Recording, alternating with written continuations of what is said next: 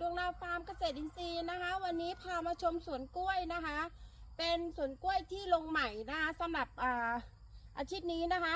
สำหรับท่านลูกค้าที่สนใจนะคะหน่อกล้วยสวยๆนะคะทางฟาร์มเราก็มีจำหน่ายนะคะ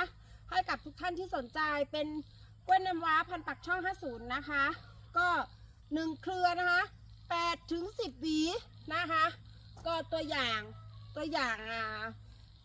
นำเสนอให้ดูนะคะในเรื่องของการปลูกกล้วยของเรานะเป็นกล้วยน้ำว้านะคะและอีกอย่างหนึ่งสำหรับท่านที่สนใจใบกล้วยทางฟาร์มเราก็มีจำหน่ายนะคะในราคากิโลละ20 บาทใบกล้วยนะสำหรับท่านที่ตามหานะคะก็ขอบคุณค่ะรองเท้าสวยนะคะเอฟได้นะคะ